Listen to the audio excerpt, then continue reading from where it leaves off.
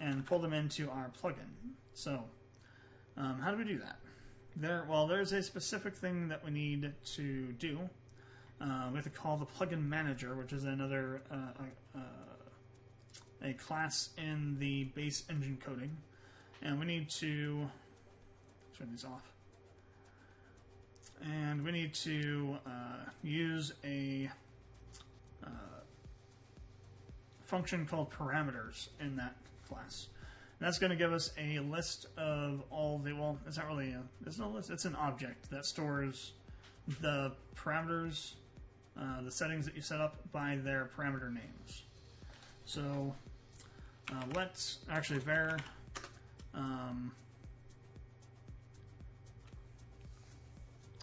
I'm going to call this, again, you want to make sure these names are very specific to your plugin, because this is something where you could get some overlap and potentially have issues due to that. If we just say plugin settings, guarantee there's going to be somebody somewhere that's going to do the same thing, and your two variables are going to clash, and you'll have a problem with that plugin. It won't be compatible. So we're going to say dialog selector. Normally what I would do is I would say your handle, so handle underscore plugin name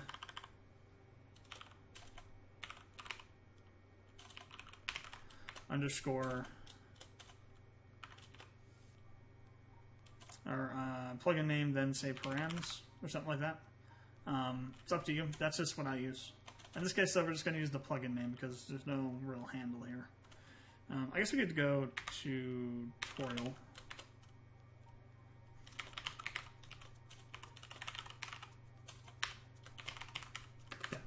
Then we're going to use plugin manager dot parameters, and then we need to pass in the file name. So whatever your file name is, not the plugin name, but the file name. So in this case, it's going to be tutorial plugin 1 underscore dialog selector. All right, so that's going to pull in all of our parameters into an object that's called this. And then we're going to access this to assign a variable, the values for each of the parameters that we have set up. So we can access them from a more simple name than this, because if we did this, we'd have to say something like this.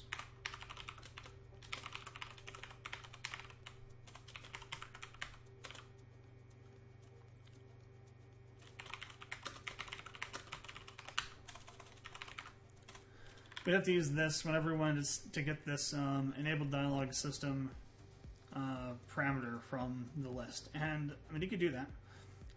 Some would say, well, then just shorten down this. That's not the answer. The answer is you get your parameters into an object, store them as a variable, then take that variable that has that data in it, and then take out each individual parameter and store that into a variable that you then use in your plugin. The reason I want you to get in the habit of doing this is because when we actually go to set up the core plugin, which will be probably episode 7 or 8, we're going to use this method to store the parameters in the core plugin so that they can be accessed from there. A core plugin is essentially a plugin that combines multiple plugin features that are similar, or if a plugin and multiple plugins of yours use a particular feature, it allows you to implement that feature in a decentralized location so that every plugin can just connect to your Codex plugin or core plugin. And I get Codex and core mixed up all the time. If you watch any of my streams when I was working on the core plugin, always messed it up. So they connect to your core plugin and can then just do whatever they need to do to get the values they need for that particular feature. And then every plugin can do that, and you don't have to duplicate that code anywhere. So if you make changes or fixes to that code, you'll just do it in the core plugin and not in every other plugin you have it in. We'll also talk about how to set up and do note-take processing from the core plugin too, because that's a very important something. I don't know if other people have done this before, but I did it with my plugins, and it's a huge speed improvement in terms of loading times, because only going over your database data once, whereas if every plugin is doing the loading for note tags, it does it for every plugin.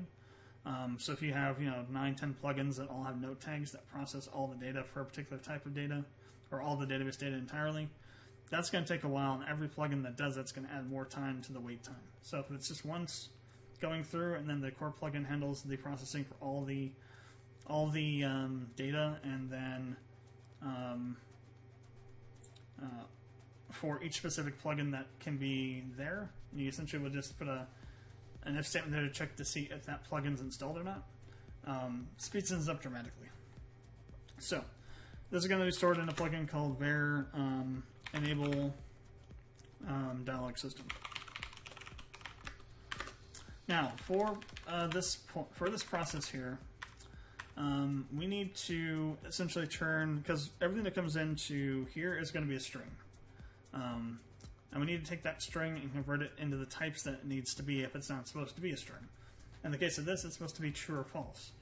So what you're going to get in here is true or false as a string. So we need to compare this to true, and if that is true, then this will be set as true. If it's not, it's false. It'll make more sense when we kind of do this. So first you need to put a open parenthesis around this, like this, and the close one over here. You're going to use the 3 equal signs. So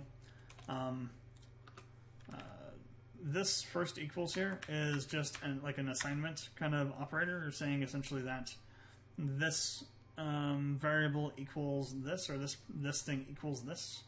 So the value of the thing on the right is going to be set to the thing on the value on the left. The value of the thing on the left.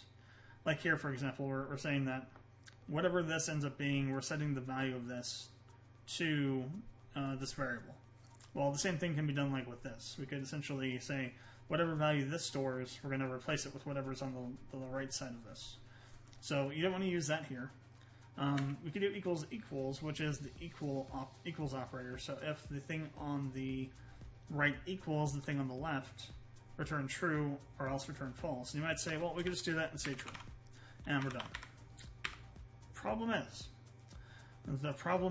that well, actually, it's not a problem here. That is technically what you would do. If you wanted to be a little extra cautious, though, you could do a third equals. So what the difference here is, this equals operator just looks at the value itself and sees if it matches the value on the other side. So, for example, if this is 1, and then the value of this over here was, or if we did this. So if the value over here was the string of 1, so let's say this is equal to 1. Right, so let's say this is storing a 1 in a string. And we compare it to this 1 over here, that's going to be true. Because technically it is 1 and this is 1. But let's say that you were not expecting a number, right? Let's say you were expecting a number out of this, not a string. And the fact that it's a string is a problem, because it shouldn't be a string. It should be a number. So what can you do about that? Because if we have this one here and this one here, that still equals, because it does an implicit conversion to check the types. Well, we can add a third equals here, which is a type check. So essentially what this one is if the left value equals the right value and the types of those values are the same, data types are the same, then return true. If not, return false. So at this point now, even if this contains the string equivalent of 1, it's going to return false because it's a string and not an integer. Again, in this case, we don't really need that. I just wanted to point that out. I had a brain fart there for a second. So yeah, so there's this. So essentially, if this is true, it's going to equal this, and it's going to return the boolean true. If it does not equal true, it's going to return the boolean false. So just an easy way to kind of get that there. The next one we need to handle is going to be the game variable. This is going to be an integer. Well, it'll be a string, but we need it to be an integer. So we need to be able to turn the string into a number. So how do we do that? Text variable ID. For that, we have a function called parseInt. Now, normally you wouldn't just do this. You would do some kind of type checking to make sure that the type of what you are attempting to parse is an integer that can be parsed if it's a string. Parse is just another word for taking it from that one type of data to another type of data. But in this case, we're not going to add that. And I usually don't do that in my plugins. It's probably something I should do, though. In this case, we're going to do parse int, and then we're going to do tutorial dialog selection params and text variable.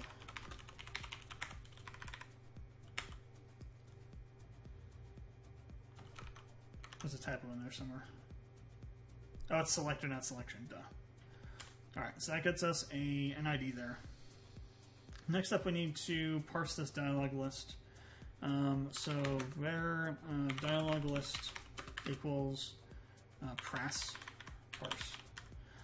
For this one now, we need to convert it from the JSON into a list. It's going to be a string into a JSON object, essentially a list.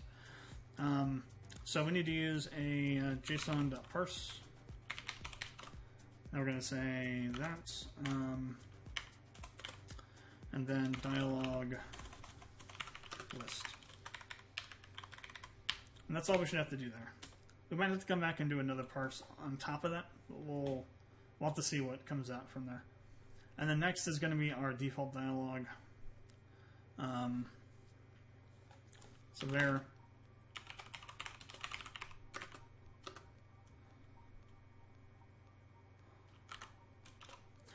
We might not need the escape on that.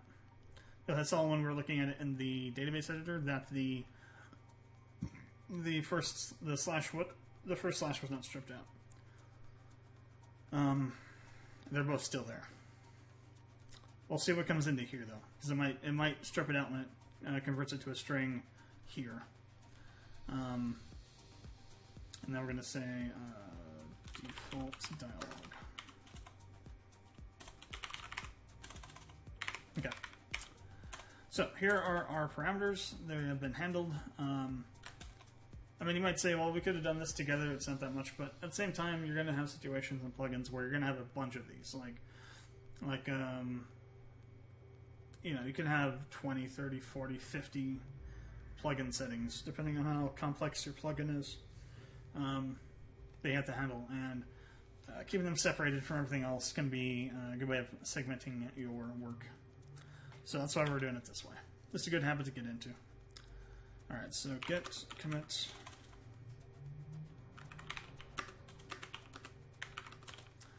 user 1.2 added in imports for plugin params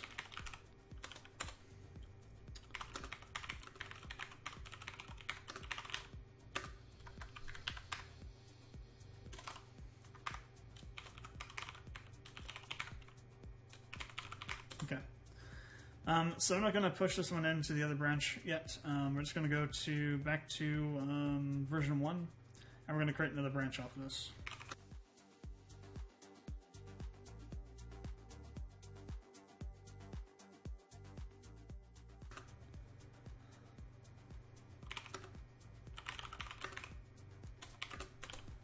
So 001.3 dash, we're going to call this one plugin commands, plugin commands.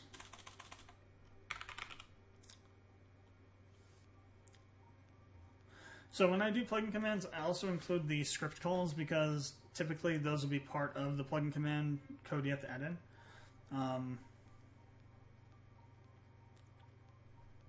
Actually, you know what? No, we do need to combine it because we need the parameters in here. Otherwise, we're gonna have issues with conflicts. Never mind. Let me go back to the code here, and we're going to do a pull on this to 1. Creates merge.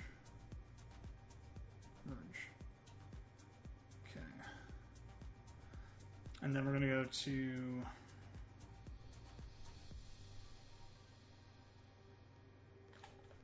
let me copy this.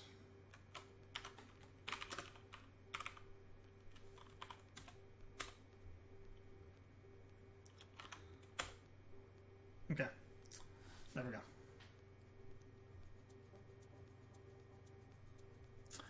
So, plugin commands. So, what is a plugin command? A plugin command is something that gets called from the event, like I showed you before, how that all gets set up, and it calls the plugin command interpreter class, which is a class that processes all the event stuff that happens. Any event commands you use go through this. You can also call this plugin command interpreter directly in scripts and stuff, but it's kind of complex to do. I did it for one of my plugins to kind of go. Actually, I did an end around the class and kind of figured out a way to send in plugin commands without actually calling the commands themselves. I call the specific functions that the plugin command, the event command you use, calls through the normal process, and this supply the data that those functions that get called by the event commands through this class need, and then allowed me to do some interesting stuff there. But we're not going to need to go that deep into this. But still, we need to handle our plugin commands, so we need to create a what's called an alias.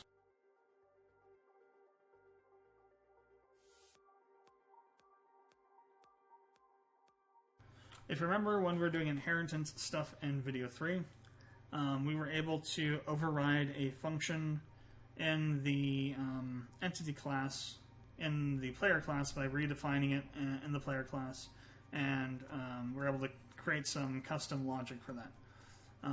We're going to do something similar here, except we're going to use what's called an alias. It's essentially the same process. We're essentially taking an existing function from the game, from the ArtBreaker engine, and we are essentially creating our own version of it, and then we're calling the RPG Maker engine version of it, so that can still be processed. And this process is called aliasing. So the way you create an alias is you get a since you create a variable, and it stores the actual function that you're wanting to alias. So in this case, let's go ahead and name this variable. Again, with this, I have a specific way that I name these, and again, it's going to be your handle, then the handle, then it's going to be the plugin name, then it's going to be the class, and then underscore the function name. So in this case, it'll be var tutorial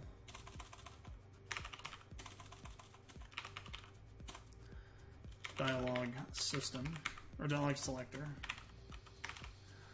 Then we're going to put in game interpreter. How do you spell interpreter? Weird ass name. And then underscore, and we're going to say plugin command. Crazy thing, you only have to use this once. That's the benefit. That's the good thing about this. This only has to be reused once. And then we need to we have to assign this the value of the existing function. So game interpreter dot prototype plugin command. So prototype. I can't exactly tell you what this is for. It's well, I know what it's for. It's the way that they are handling classes in RegEx MV has a different way of handling this stuff, and the prototype in JavaScript is used to essentially create a one eternity later. I'm actually looking up I'm going to look up the actual what it is so I can give you a more concrete answer. Yeah. So okay, yeah. That's exactly what it is. So using prototype here is essentially the same as using extend on the other method that we're doing for inheritance, where we used class name extends other class. Prototype is that same kind of thing, but for this other syntax for establishing functions and such that are part of a class.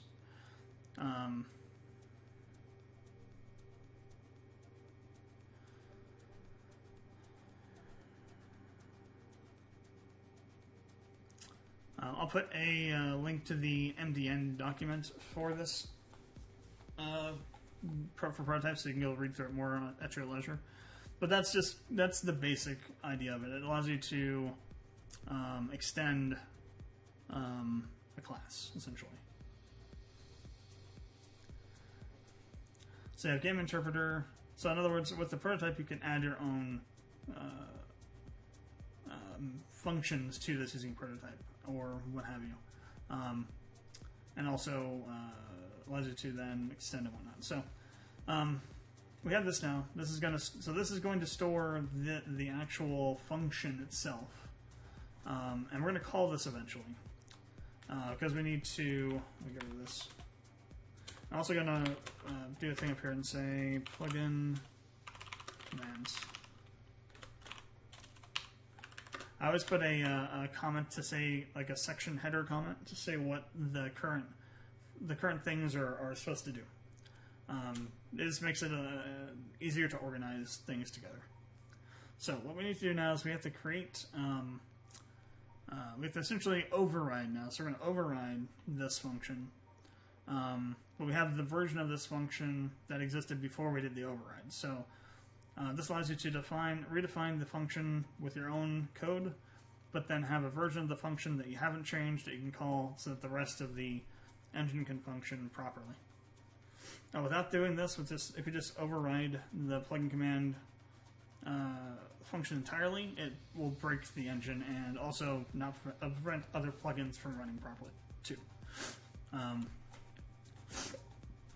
Because when you do an override, which is something we didn't talk about, an override is when you actually no, yeah, that is what we talked about. So, like the override of using the take damage function, we overrode that in the player class.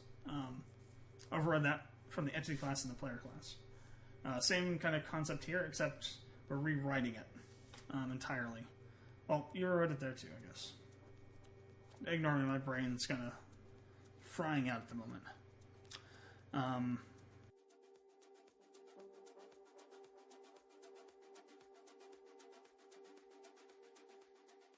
Anyway, back to the topic at hand. So, we're going to go ahead and we're going to redefine this. So, game interpreter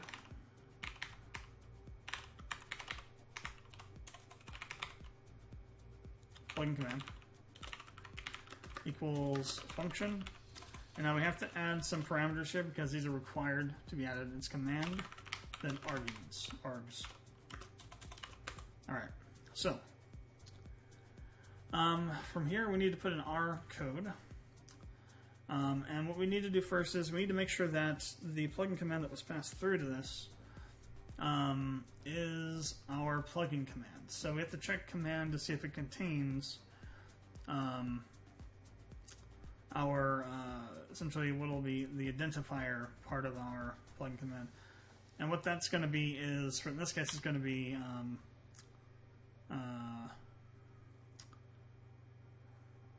dialog selector.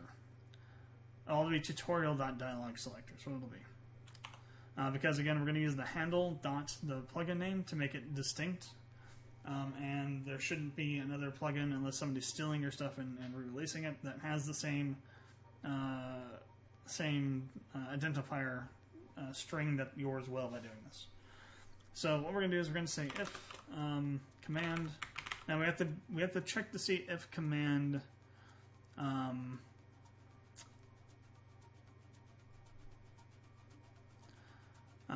contains some text that we're looking for. So what we're going to do is we're going to use the 3 equals on this. And we're going to say tutorial dot dialog selector. So if the command is this, then we're going to put an else. So else, if command is tutorial.dialog selector, continue. If it's not our command, then we need to call this. So if this current command and the arguments can be passed back to the plugin command interpreter and be passed on down the chain. So we're going to say this, and then we need to use .call. .call will essentially, if you have a function stored like we do here, it'll essentially call that function. We're going to pass through this, which is a reference to game interpreter. And we need this to make this work. Because I believe this first parameter is the class that this belongs to, I think. Again, I don't really know what call does specifically, what the first parameter is for. I assume that's the class that contains the function you're trying to call. And then we need to pass through args, command and args. And then that's all you have to do for this. If you don't put this in here, what will happen is only your stuff will be processed. If you put this outside of this else statement, like if this is like the first thing you check, and you have other plugins installed, what will happen is that you'll end up causing an infinite loop of plugin command calls if those plugin commands also have that's improperly set up. So this should always be within an else and always at the end of what you're doing. So within here now, though, we need to then do a couple different things. First of all, we have this args parameter. And what args is it's a list of all the arguments that were part of the plugin command. So the first part of the plugin command is the command. Then the space is treated as like a separator. And then you have the arguments, which are all essentially also separated by the space. And that's called a split. Or, well, it's split or explode, depending on which way you want to look at it. I think these days people use split instead of explode. Explode is kind of like a really old way to divide up a text string by a certain character. So the command comes in as one full string. The engine says, okay, I want to take this string and I want to split it on the spaces. And then I want to take the first element of the resulting list, and that's going to be the command, and then everything else are arguments. Then I'm going to pass that to the plugin command function in the game interpreter, and then it'll do something from there. Essentially is how this works. So we need to essentially rebuild the entire command string at this point. I mean, I suppose you don't really necessarily need to, but I do because it's the easiest way to get that back into a form that we can then do some regex on it, and we'll talk about regex here in a second. Say it is I don't even know what you would call regex, to be honest. It's not really a language, like a programming language, but it is, something different from JavaScript. And it's its own thing that you have to learn, and it can be very, very, very complicated, depending on what you're trying to do. But this is some pretty simple stuff, so it shouldn't be too hard to kind of walk you through it. So first thing we have to do is we need to essentially reappend all the arguments back onto command so we can rebuild the string. So the way we're going to do that is we're going to do a loop. So for let arg of args, so let argument of arguments, and then we're going to say command plus equals space plus arg. And that's all we have to do. So by the time we get down here, command will now be the rebuilt full-on plugin command, and we can do our regex on top of that. So first thing we're going to do is we need to handle 2 plugin commands here. So we're going to have 2 of these that we're doing. Let me go bring up our text documentation here. So if you remember, we have enabled dialog system and get dialog are the 2 we need to handle. So Enable dialog system is going to have one parameter. Get dialog has another parameter. One is going to be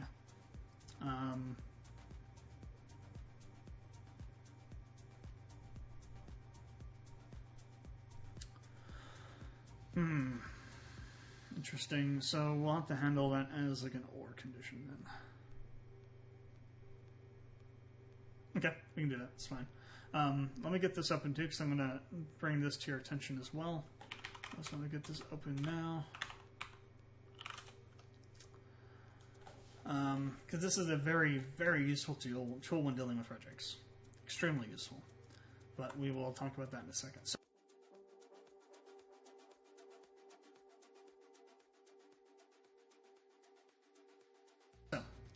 First things first, we need to set up a if statement here.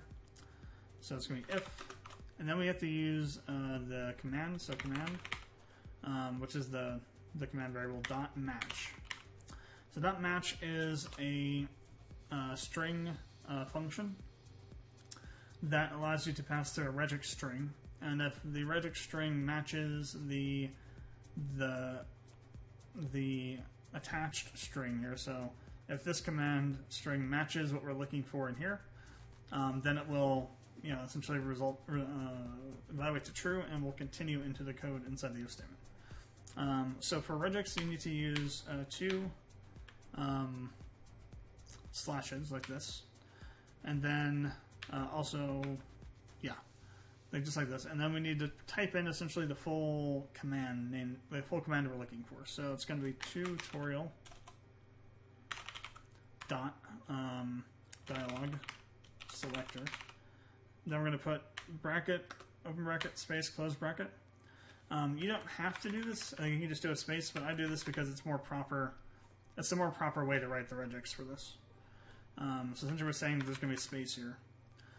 Then we need the plugin command we're looking for, which is going to be that enable dialog system.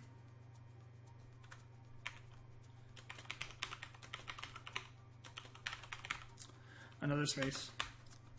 Now, for this next bit, we got to do some little more complex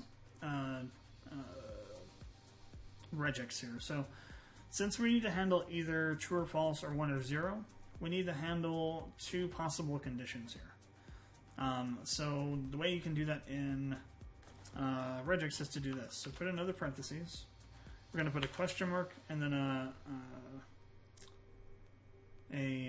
think it's a colon.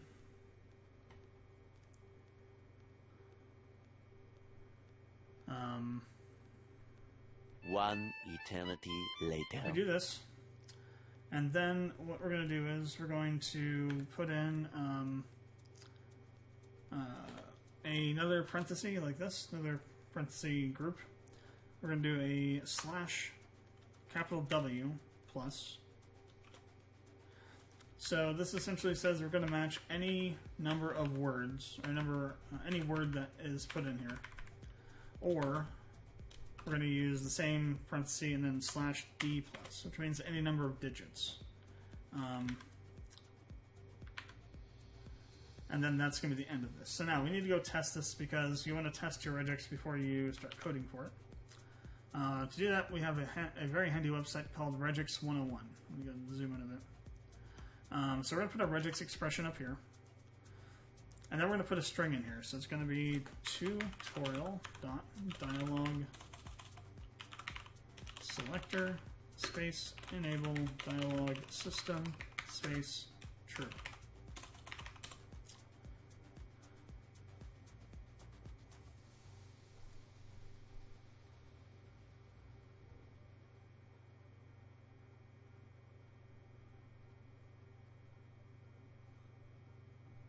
Oh, it should be lowercase w.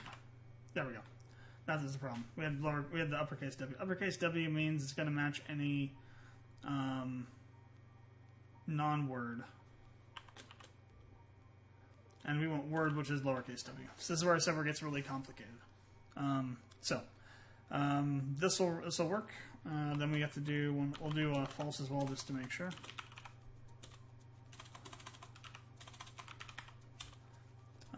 Let's also make sure this is multi-line. Interesting. Other global. Yeah, you got to make sure you have the right flag set as well for this. We don't need the global flag for what we're doing over in the plugin, but we need it here for the testing. Now we're going to do the same thing, except we're going to do a 0. Still matches, and then we're going to do a 1. Still matches. So this will work. It'll match any of these conditions, and we'll get those as our match groups.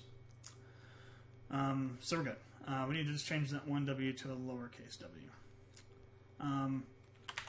RegEx is really complicated, and I don't expect you to learn that really quickly. It took me forever to learn this stuff. Even after, like, I barely got a grasp on RegEx enough to be able to use it in complex situations, like 2 or 3 years ago. And I've been trying to learn how to use RegEx for like 6 or 7 years. It's that insane. But for what you're using for the commands, it shouldn't be too hard. You just have the only thing that's really complex here is this bit, because we're doing something different with this. Normally you would just have, like, it would just be this normally. Like, you would just have a word here. It would just handle the true or the false. You wouldn't do the 1 and the 0. But we're going to do 1 and 0 because it's, you know, it gives you a little bit of exposure to more complex things. So we do that, and we do a parentheses here. So now, once we get down to here, we have to actually execute the regex now, right? This just checked to see if the command matched what we were expecting it to match. If it was this particular command, if it has the proper parameters with it. Now we need to get the actual parameters out of this string so that we can use them in our code. To do that, we have to use a command called exec or execute. And to do that,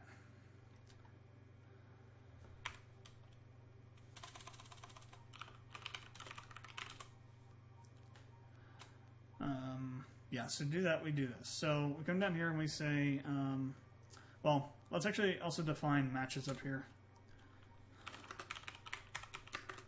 as an array, just so we don't have to redefine it every time we do a parameter.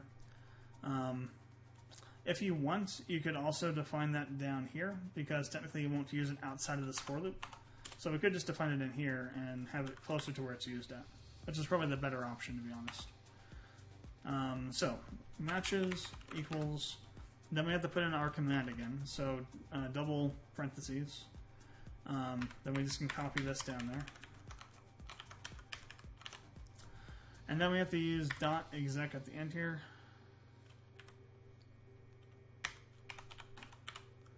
And then command goes into there. And then what we're going to do is we're going to do this double pipe. So these are called pipes. This is called a pipe. It's the key right above the enter key. If you hit shift and then hit that key, that'll type in the pipe on a QWERTY keyboard. So a double pipe like this means OR. It's an OR operator. So it means that if this is not undefined or not null, do this one, or if it ends up not returning anything and becomes undefined or null or something, so that matches doesn't become undefined or null, we're going to essentially say that it's going to equal a empty list, just so that we don't have any weird things we have to handle, right? So either we're going to get our selection or parameters over here that we defined, or we're going to get an empty list back. So what this if statement is doing is saying that if matches.length is greater than 1, we're going to continue. So what that means is that if matches has more than one element in it, continue onward. Now the reason we want to do that for is because we're expecting there to be some parameters that we're getting from the regex here, right? What's going to happen with this, the list that will be returned by the exec command is going to have something in the first element, an element 0, and then the matches that you have for the parameters are going to come after those. So if we have more than one element, then we know we have some matches that it found. If it's 1 or if it's 0 on the length, then we know that either the command we passed through wasn't formatted correctly, or there was something wrong, or we got a 0 because it didn't find this at all with the regex command. So From here, we're going to then call a function we're going to write. And this is going to be the scripting function that we are going to create, the toggle dialog system function. We're going to call it from here. We're going to put this into game system. So game system is another class in RPG Maker. And a lot of the time when I have functions that I'm calling from a game command that deal with turning certain things on or off or setting values or something, I'll put those functions into game system because that's really the most accurate place that they should be at. So we're going to put a thing here and say game system functions.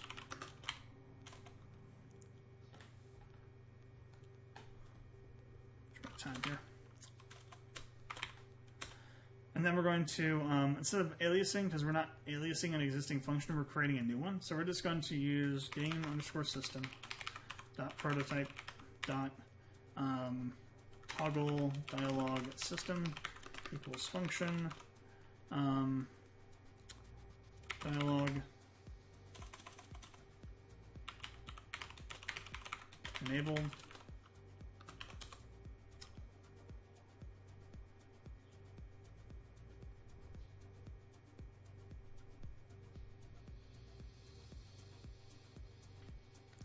and then we're going to create a new parameter. So we're going to use this dot b dialog system enabled. So remember again when we were talking about this before, this is a reference back to game system. So we're essentially saying this class. We're going to use this.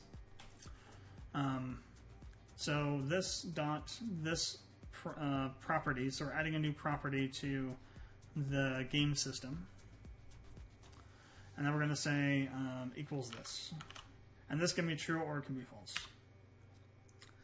And then remember we had another one of these we need to add to get the value of that. So game system.prototype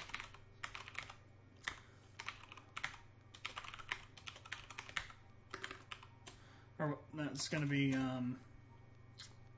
is dialog system enabled.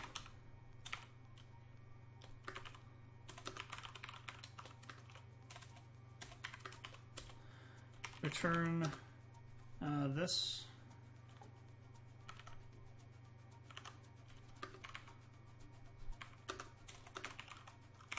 Okay, so if b dialog system enabled is equal to true, then it'll return true. If it's false, it will return false. The other thing that we're going to do is, you know, remember that we have this up here, right? You may recall.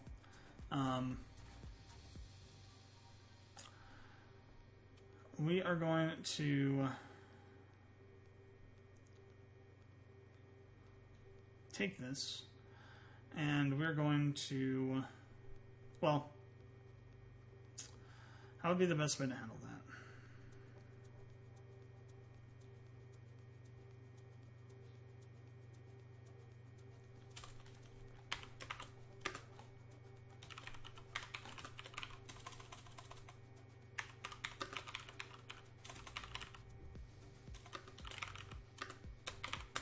So we're going to create a setup function calls section where we're going to call functions that we want to use to set up this stuff. And I think we can call this from up here. I think we can get away with that. So we're going to call this.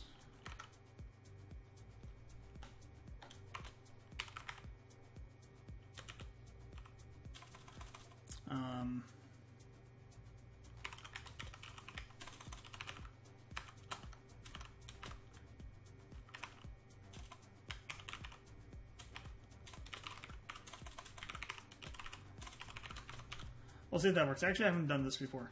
But since we're going to tie this into the game system, we probably need to do this so we can have the plugin parameter, setting parameter, use that to set the system parameter. Because we're going to use that, the game system, as the final, what's called the final source of truth for this option. Meaning that whatever game system says is what is. You know, it's the arbiter of whether the system is turned on or not this plugin parameter. typically what I'll do, I'll just like leave this as part of the plugin itself. But in this case, and usually, well, it's because usually I don't have these tied into the game system at all. Since we do here, we're going to do that. We'll see if this works or not. There could be an issue with like trying to call it before technically it's been created, but we'll see. Usually with JavaScript and RPG Maker, it's already kind of gone through the file and parsed everything out and added all the stuff to where it needs to go to. This is more of, well, just in case, what we're going to do, we're going to put this after this down here. Because I believe that will cause a problem. So we're going to put down here below the definition, just to be on the safe side. Then over here, though, we're going to then call game system dot toggle dialog system, and then we're going to pass through matches 1. In other words, the second element of the matches list. Now,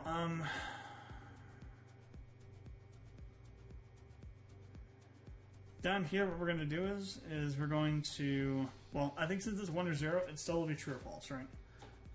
It'll still work that way because 1 and 0 is treated as true or false. So it's kind of a little bit of a hack, if you will. Not really a hack, but a weird sort of quirk of the how JavaScript works with 1 and 0. That the 0 is false and 1 is true. So that'll work either way if you just pass it in. Normally, what you would have to do if you have two different types of data that you're passing in and handling, you'll need to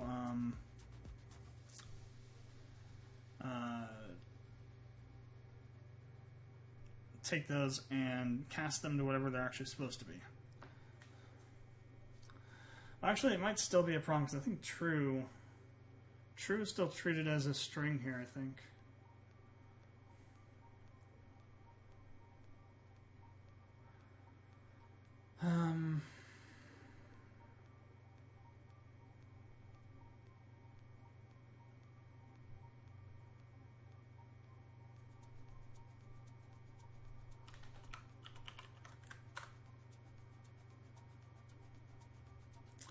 Actually, yeah. Okay, here's what we're going to do. Just to be, again, extra safe, and introduce you to a new thing. We're going to use a switch here. What a switch is, essentially it lets you pick, set up a one or more values that you are expecting to find, and then what happens when those values are there. So in this case, we're going to say, let's be dialog system enabled.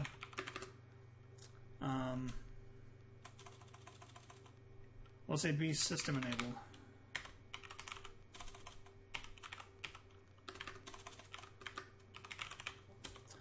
Switch on dialog system enabled.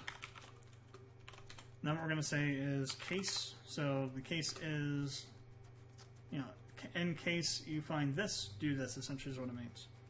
So case of 0 or case of false.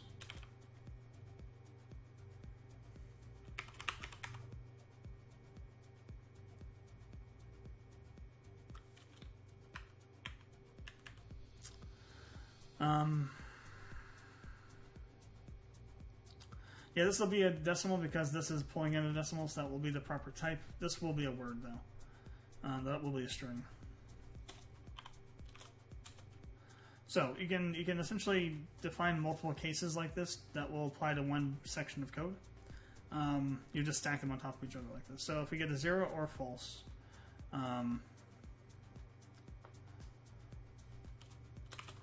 or we get case false. So if you want to handle, well, actually, let's just do this. Let's toLowerCase this.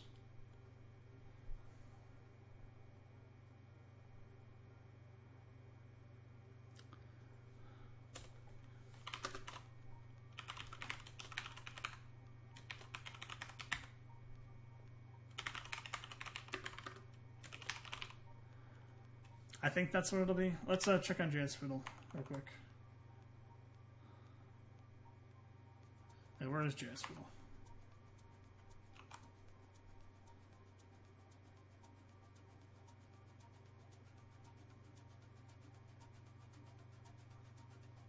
I don't know what happened, but we had it opened earlier, so let's reopen it. So we're gonna have a we're gonna say console.log test.constructor. Yeah, string. So we could do that. So if it's a string, we're gonna essentially we're gonna use a function called toLowerCase, which essentially is gonna take every character of the string and convert it back, convert to a lowercase character. So if there are any characters that are uppercase, they become lowercase. And the reason to do that is just to make sure that any kind of variation that somebody might enter of lowercase and capital letters for any of these names is handled, or these parameters is handled in here. So we're going to say dialog system enabled dot to lower case, and I think we need to then also reassign it to itself. So I don't think it self reassigns.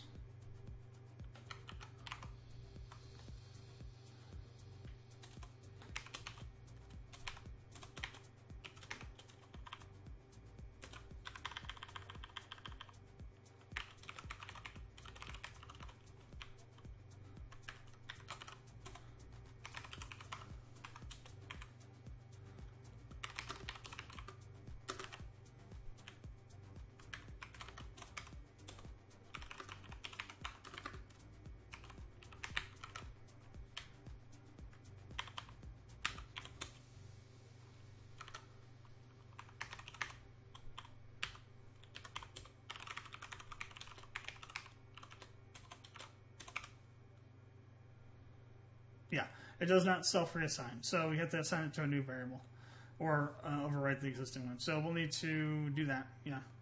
So whatever we have here to go to lowercase, and then that'll make sense there. So if it's false, then this is going to equal... So actually what we need to only handle is 1 and true. Anything else, it's going to be false, because that'll be the default value. So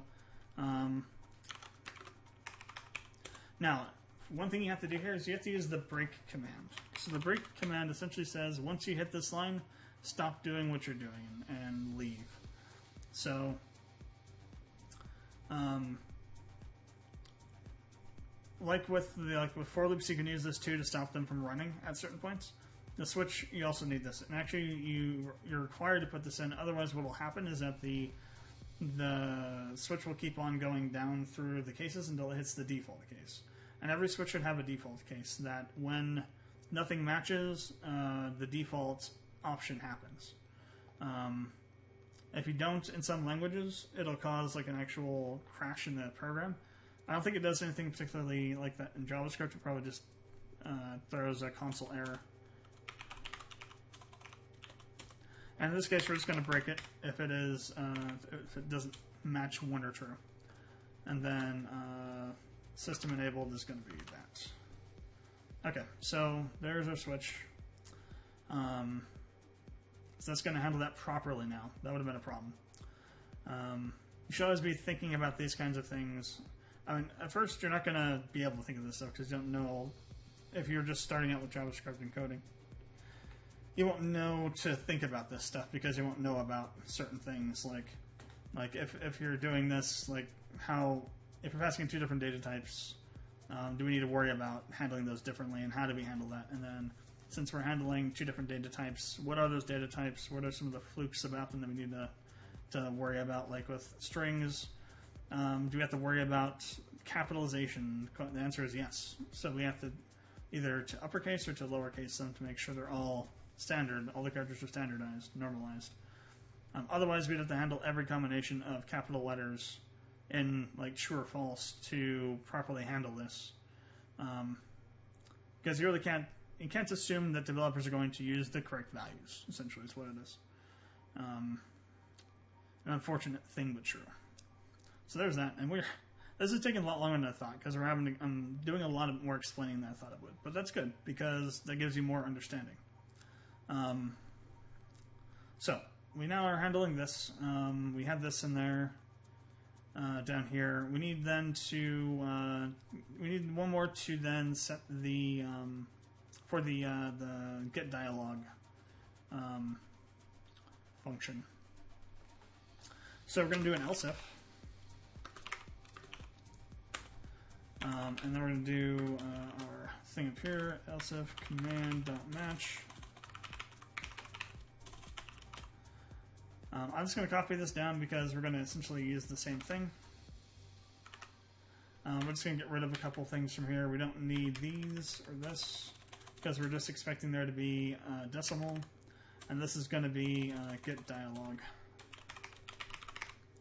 So get dialog in the index, essentially, is what that means. Alright, and then matches equals this dot exec command or empty string if matches dot length greater than 1. Then game system dot set dialog variable. Alright, so, and then matches 1. So, now, next thing we have to do down here is we have to make that function as well. So another game system function we're going to create here. This is going to be get or set dialog variable and equals function, and we're going to say index ID, or let's say index. Alright, so a couple things we have to do here. First of all, we need to get the game variable itself so that we can, well, we don't need to get it because it's going to be empty. We're going to override it basically, so actually we don't need to do that. But we do need to get the data that we need to store in the game variable. So what we're going to do is we're going to go to our dialog list. And we're going to say, we're going to do a couple things. First, we're going to say if dialog list.length equals or is equals 0, or if dialog list.length. So index should be based on the 0 indexed list. So that means that if the index equals the length or is greater than the length, that you're looking at an invalid index. So what we'll say is dialog list.length is less than or equal to index. So, in the context of an if statement here, what this or says is essentially if one of the conditions in this list is true, continue. So either this list, this condition, or this condition. If I did an and, which is 2 ampersands, that would mean that this has to be true and this has to be true, which is a problem here because they both can't be true. Actually, yeah, it can't because we have it's less than or equal to, right? So what's the how do you see what the problem is here?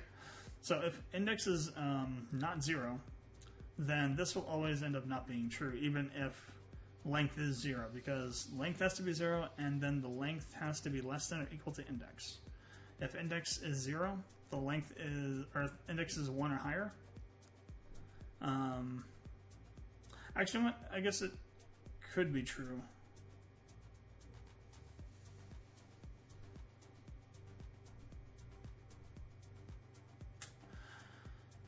I guess and could work too, because index length can be 0 and the index length can be less than or equal to the index.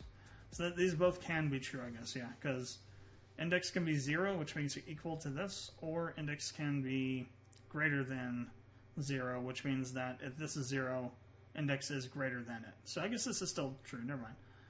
If we did this,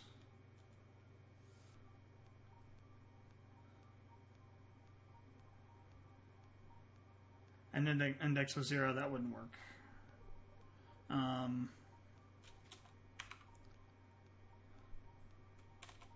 But yeah, so in our case, though, we want to check both individually, not together, because if the dialog list is 0, then we don't care about what we're passing through. If the dialog list is not 0, length is not 0, then the length, if the length is less than or equal to index, then the index is not within the right bounds, so it's invalid. And in both these cases, then we're just going to do return default dialog, and we'll be done with it there. So then we have an else. So if the index is valid, then we want to return dialog list, or rather, not return. This is where we need to set this. So what we need to do now is we have to get the game variable and set the value. So to do that, we use the gameVariables variable. This $, I don't think it has. Let me see. Maybe it does have a particular meaning in JavaScript. In PHP, it's how you define a variable as a variable. But I don't know about in JavaScript. Let's see.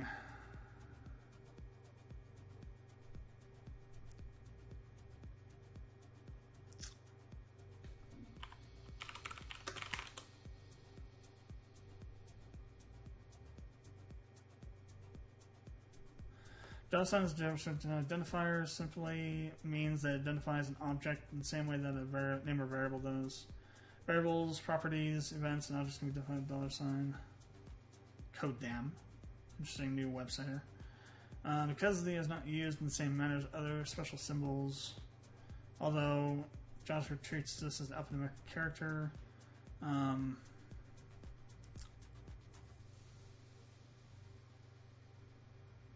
Okay, so it's just another character. In the case of RPG Maker, what they're using it for is to denote if a variable is global, meaning if it should be accessible everywhere, right? Technically, if you do a var outside of a function or a class, it's technically global too. But these $sign ones are specifically done that way, so they're very distinct when you're looking at the code and looking at script calls and things like that. The $sign is also used with these parentheses for like jQuery in website dev. So in this case, and we used it up there for game system too. I didn't call it out there either. So this is how the variable is designated in the, I think it's RPG Manager. Let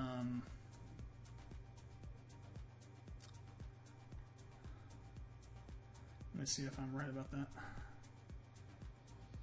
Yeah, here we go. So you have those there, and I think they're defined up here at the top. Yeah, var, then these different database objects. So all these variables are accessible anywhere in the code from a plugin, from any other JS file within RPG Maker. So it's really it's good to know this stuff. Like for example, this gets you all the data for weapons from the database. Anything with a data appended in the front here, prefixed with data, this is a database object that stores database from the data from the database in it. Anything that deals with like this stuff is all dealing with objects that are from RPG_objects from this file, and they store specific things like, for example, the game player data, or the party data, or troop, or map. Or stuff like system and timer, switches, variables, self switches. So these are very useful to use when you need to get some kind of data from the game. So again, once you get more used to working in the code and you've like gotten more exposure to how things work, you'll kind of immediately think like, well, I need to find some sort of enemy data. It's like, oh yeah, data enemies. It's the same way like when I'm working on Windows for a plugin, and I'm thinking I need to find this particular function, or rather, when I'm working with dealing with extending objects and things, or overwriting stuff, I'll think like I need to figure out where I can find this, and then I'll think, oh, maybe that's in game objects, and it's like in this particular class. It's because I've worked with all this stuff enough to know generally where stuff probably is. That just takes time. Can take a lot of time because RPG Maker is not a small engine. But that's what that is. If you're wondering, it's just a random character they're using to denote that this is a global variable. They don't really need to do it, but they do it anyway.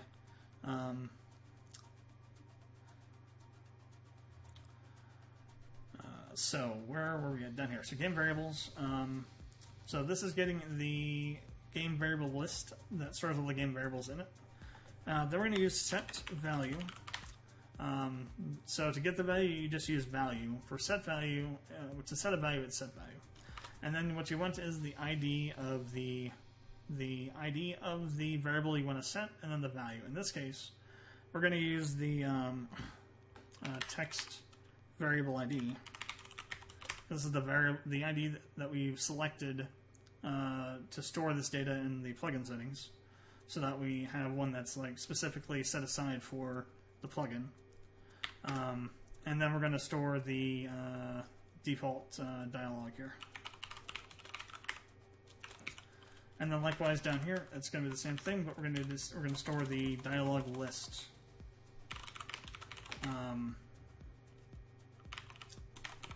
Value. And that should be good then. So script calls, toggle is dialog system enabled. Got those. One thing that we need to do also is if this dot be dialog system enabled is not true, or rather is true, then continue. Otherwise, we don't want to do anything.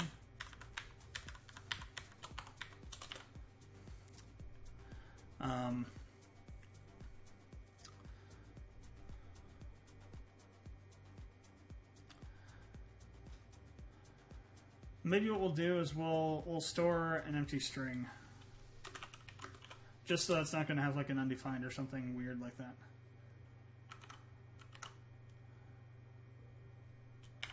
Just to be safe about it.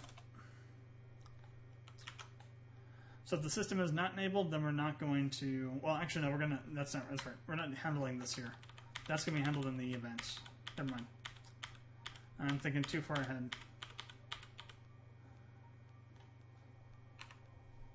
Okay, so I think this is pretty much. I think we're pretty much done with the plugin now. This is all we really needed. We just had to have the game system stuff. We needed to have the plugin command handling, plugin setting, parsing, and I think we're ready to then push this, save this, and push this up to the branch, and then we're going to pull the file over.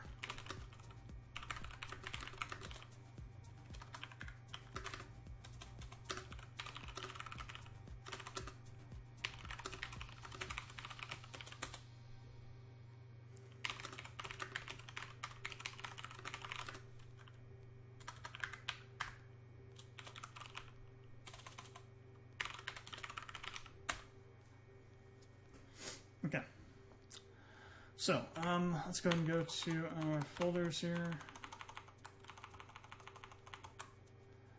We're going to pull this over. We'll go to the editor.